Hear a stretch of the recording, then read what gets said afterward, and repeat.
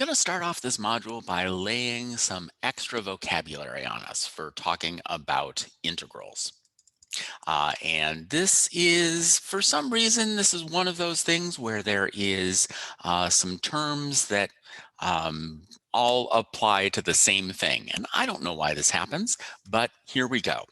So what I want to think about is this equation right here. dy dx is equal to 2x. Now, when we've got an equation that involves derivatives, we've got a special name for that, and that is called a differential equation. And differential equations turn out to be a really important topic in physics and engineering and really all kinds of different fields. Generally speaking, it is an additional course that you might take after you take calculus. You can check out your plan of study and see if you've got a class in differential equations waiting for you. But at any rate, it's just some sort of equation that looks like what we get after we did the derivative. And if we have a simple one like this, where it's just dy dx equals something, we're going to be looking for what we call an antiderivative. Okay, so this is just the inverse of a derivative. So I might have said, here's an equation, I want you to find the derivative of it. When we've got an equation in this form, I want to go backwards. What kind of function has this as its derivative? So what do you think about that? Give it a moment's thought. See if you can be as comprehensive as you can. It's a little bit of a trick question. I wonder if you'll see the trick or not. Pause the video if you need to. So you might have said, well, y equals x squared is definitely a function that has a derivative of 2x. And you're right about that. Is it the only one, though? How about y is equal to x squared plus 5? This function also has 2x as its derivative because the derivative of x squared is 2x and 5 is a constant. So the derivative of 5 is 0. So the derivative of this is going to be 2x as well.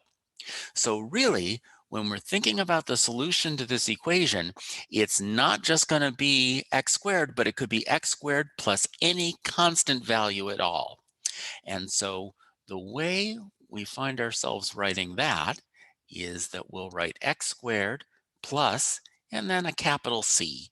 So a capital C just means some real number. We don't know which, but this is just our way of talking about all of the different functions that have 2x as its derivative.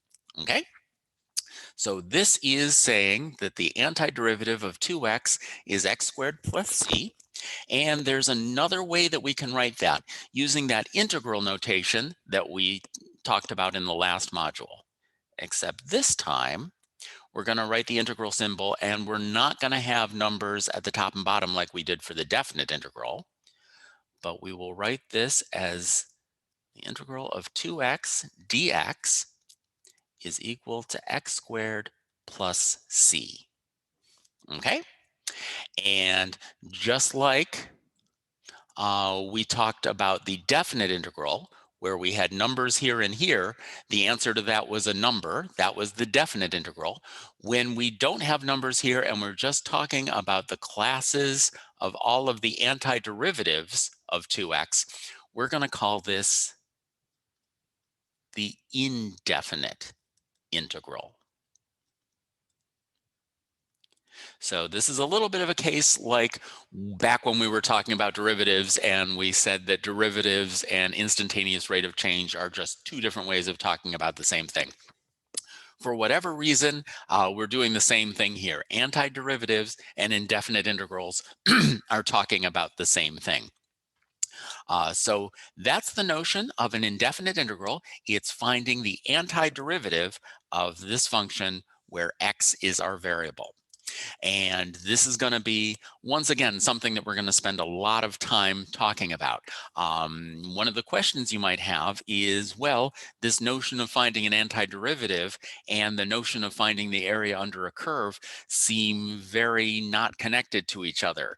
They seem like very, very different things. Why do we have the same notation for the two of them?